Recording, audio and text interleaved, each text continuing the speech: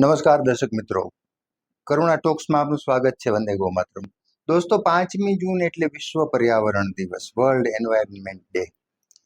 આપણે જાણીએ છીએ કે આપણું જે પંચ મહાભૂત આપણે જેને કહીએ છીએ એ પર્યાવરણ છે. આપણી આજુબાજુનું જે આવરણ છે એ પર્યાવરણ છે. જેમ કે આપણી આજુબાજુ શું છે? હવા છે, પાણી છે, ધરતી છે. તો આ બધી વસ્તુ જેને આપણે પંચમહાભૂત ગણાવીએ છીએ, પ્રકાશ છે, તો આ બધું પર્યાવરણ છે.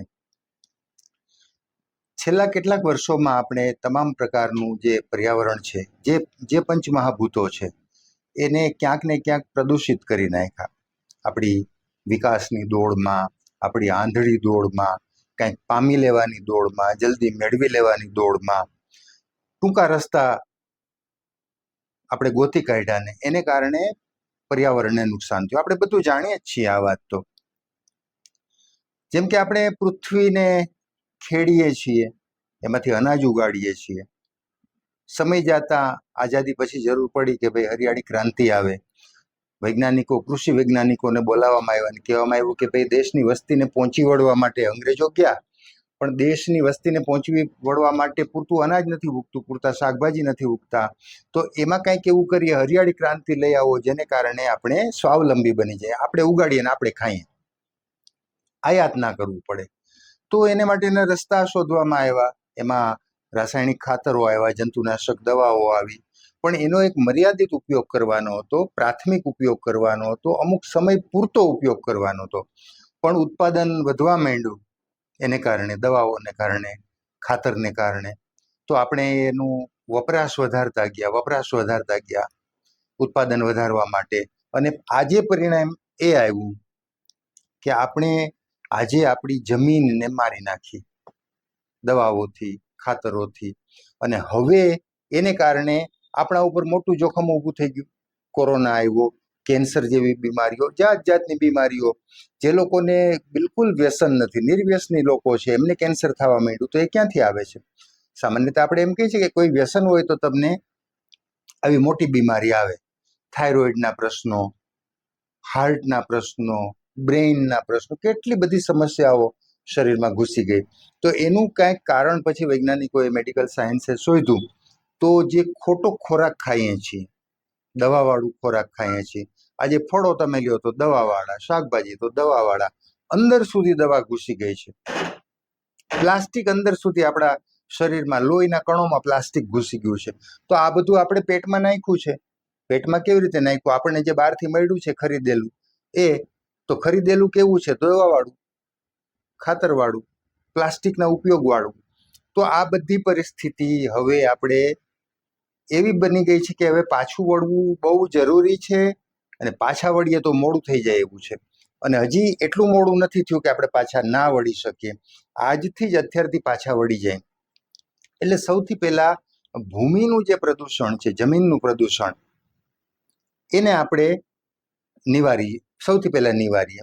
તો દવાઓનો ઉપયોગ ઓછો કરીએ, રાસાયણિક ખાતરનો ઓછો ઉપયોગ કરીએ. એટલે પ્રાકૃતિક ખેતી, ગાય આધારિત ખેતી, ઓર્ગેનિક ખેતીની જે વ્યાખ્યામાં આવે છે, સજીવ ખેતી. તો એ બાજુ પાછા તાત્કાલિક વળી જઈએ. બધા લોકો વળી જાય એકસાથે, ધીમે ધીમે. જરૂરી નથી કે આ વર્ષે બધા પ્રાકૃતિક ખેતી કરી નાખે. ધીમે ધીમે 5 વીઘામાં કરીએ, 10 વીઘામાં કરીએ, 20 વીઘામાં, એ રીતે વધારતા જાય. અને 5-10 વર્ષમાં એના ઉપર ટોટલી આવી જાય.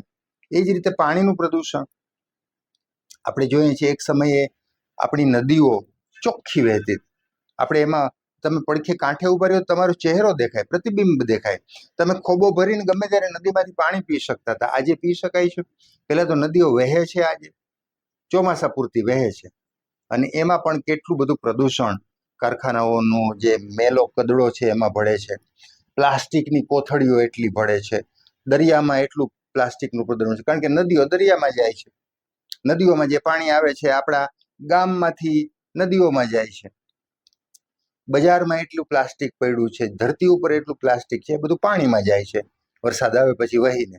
તો પાણીનું પ્રદૂષણ અનેક રીતે. કેમિકલ પાણીમાં ભળી ગયા, રાસાયણિક ખાતર ને દવાવાળું પાણી ખેતરમાંથી બધું નદીઓમાં ગયું અને એમાંથી દરિયામાં ગયું. તો પાણીની જે સૃષ્ટિ છે, જીવ સૃષ્ટિ પાણીની અંદરની, એ પણ ખતમ થઈ ગઈ, જમીનની અંદરની જે જીવસૃષ્ટિ છે એ પણ ખતમ થઈ ગઈ. અને આ પાણી પીને, કારણ કે એ પાણી ક્યાંક ને ક્યાંક પાછું પીવામાં આવવાનું છે, આપણે પાછા બીમાર પડ્યા. તો પાણીનું પ્રદૂષણ, ભૂમિનું પ્રદૂષણ, હવાને પ્રદૂષિત કરી નાખી.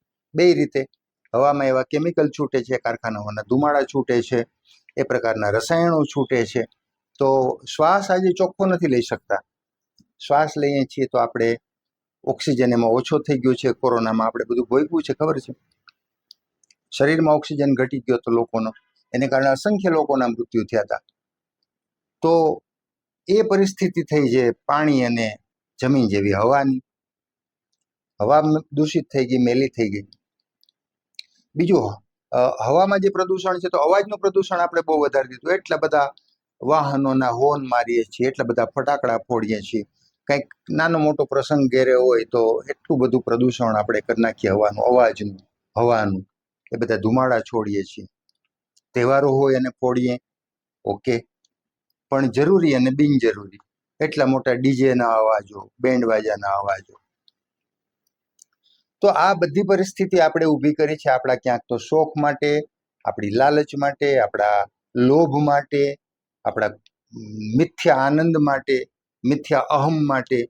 તો આ બધી પરિસ્થિતિનું હવે આપણે વ્યાજ સહિત ભોગવવાનો વારો આવ્યો છે, ચૂકવવાનો વારો આવ્યો છે, અને ચૂકવી રહ્યા છીએ, ભોગવી રહ્યા છીએ. આજે જો અહીંથી નાના 25-30 વર્ષના છોકરા છોકરીઓ હાર્ટ એટેકથી મૃત્યુ પામે છે. આપણી નજર સામે ઘટનાઓ બને છે. 45 ડિગ્રી તાપમાન થઈ જાય છે આપણે ત્યાં. તો આ બધું શું થઈ રહ્યું છે? આપણે મકાનોની ડિઝાઇન એવી કરી નાખી, આપણે કાચવાળા મકાનો કરી નાખ્યા, રસ્તા ઉપર ડામર, રસ્તા ઉપર બ્લોક, ક્યાંય જમીનમાં પાણી ના જાય, પક્ષીઓ પાણી ના પી શકે, એવી કોઈ ખુલ્લી જગ્યા ના રહે, એવી ગટર ના રહે, એવી કુંડી ના રહે. આપણે પાણીની કુંડીઓ મૂકીએ છીએ, સારી વાત છે. ચણ નાખીએ છીએ, સારી વાત છે. ફળાવ વૃક્ષો શહેરમાં ક્યાં છે? ફળાવ વૃક્ષો આજે ચકલી, પોપટ, કાબર, મોર, હોલા ક્યાં બેસીને ચણી શકે કોઈ ફળ? આજે વડલા શહેરમાં ક્યાં, કેટલી જગ્યાએ વડલા છે જ્યાં એના ટેટા આવે અને પક્ષીઓ ખાઈ શકે. એટલા એટલી પીપળ ક્યાં છે શહેરોમાં કે પક્ષીઓ બેસી અને એના ટેટા ખાઈ શકે, ચણી શકે? તો એ બધું ધીમે ધીમે આપણે ક્યાંક ને ક્યાંક વિકાસની દોડમાં ખતમ કરી નાખ્યું. વિકાસ બહુ જ જરૂરી છે, પણ પર્યાવરણને સાથે રાખીને, પ્રકૃતિને સાથે રાખીને થતો વિકાસ એ સાચો વિકાસ છે. ને આપણા માટે, માનવજાત માટે અને જીવસૃષ્ટિ માટે, પૃથ્વી માટે, પાણી માટે, હવા માટે બહુ જરૂરી છે.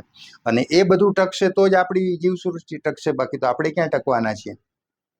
તો વિશ્વ પર્યાવરણ દિવસનો આ મેસેજ હોય છે 5મી જૂનનો, કે તમે પર્યાવરણને સાથે રાખીને, પ્રકૃતિને સાથે રાખીને વિકસો, ખૂબ પ્રગતિ કરો, પણ પર્યાવરણને ભૂલીને નહીં. પર્યાવરણની સાથે રહીને. આપણું ભોજન બદલાઈ ગયું, આપણી થાળી બદલાઈ ગઈ. તો એમાં પણ ક્યાંય ઘણા બધા પ્રશ્નો આવ્યા છે. આપણે કેમિકલ વાળું ખાવા માંડ્યા છીએ, એને કારણે શરીર બગાડી નાખ્યું છે. મૂળ જે આપણી પરંપરા હતી, ઘરમાં રંધાતું ભોજન, ઘરમાં રંધાતા શાકભાજી, આપણી આજુબાજુમાં જે ઉગે છે એ શાકભાજી, એ ફળો, એ અનાજ, એ કઠોળ, એ પરંપરા આપણી જે હતી આજથી 30-40 વર્ષ પહેલાની, એ બાજુ પાછું વળવું પડશે. ગાયનું દૂધ, ગાયનું દહીં, ઘી, માખણ, છાશ ખાતા હતા, દેશી ગાયનું, ત્યાં પાછું વળવું પડશે. તો આ બધી પરિસ્થિતિ 5મી જૂને લોકો સુધી વાસ્તવિકતા શું છે પહોંચાડવા માટે આ દિવસ ઉજવાય છે. આખા વિશ્વએ ઉજવવો પડે છે. તો આપણે પણ ધ્યાન રાખીએ. બાકીના 364 દિવસ ધ્યાન રાખશું તો 5મી જૂન એક દિવસ ઉજવવી નહીં પડે. 364 દિવસ ભૂલી જાય છે એટલે એક દિવસ ઉજવવો પડે છે. તો બસ 5મી જૂન નિમિત્તે, વિશ્વ પર્યાવરણ દિન નિમિત્તે આટલી વાત કરવી હતી. ફરી પાછા કોઈ નવી વાત સાથે, નવા વિષય સાથે મુલાકાત કરશું. ત્યાં સુધી રજા આપશો. નમસ્કાર.